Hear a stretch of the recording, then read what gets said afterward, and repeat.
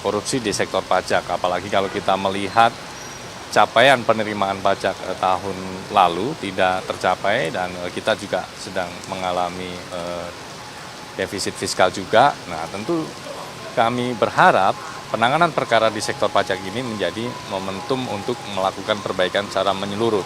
Terlebih ini masih di awal tahun, sehingga kita masih punya spare waktu panjang bagi Kementerian Keuangan, bagi Ditjen Pajak untuk melakukan pembenahan, melakukan perbaikan, khususnya di ruang-ruang yang masih ada celah untuk kemudian wajib pajak dan fiskus atau petugas pajak ini terbuka peluang untuk melakukan negosiasi-negosiasi seperti itu. Karena kalau kita melihat dari perkara ini, 80% dari nilai awal pajak yang seharusnya masuk ke kas negara kemudian hilang ya, dari sekitar 75 miliar menjadi 15,7 miliar.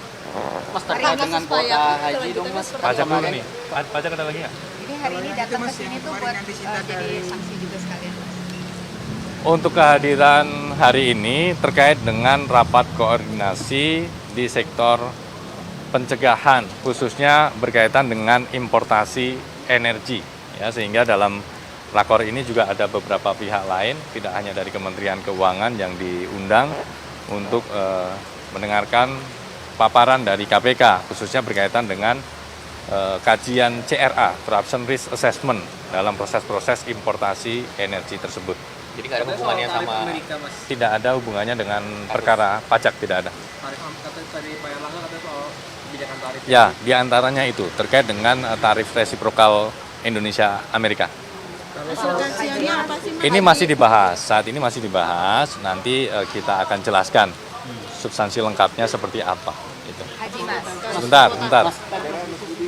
Kenapa?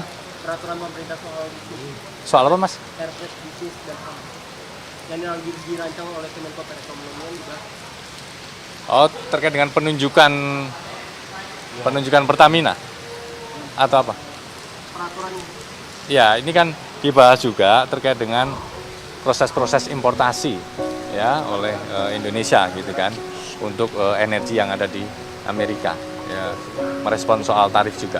Urgensinya apa sih Mas, tingkat kerawanan korupsinya bagaimana sampai harus dipanggil ke KPK gitu? Ya, tentu kalau kita bicara resiko terjadinya korupsi, bisa jadi ini memang punya potensi resiko terjadinya korupsi yang cukup tinggi, sehingga kita melakukan langkah mitigasi di awal, melakukan pencegahan supaya tindak pidana korupsi ini tidak perlu terjadi.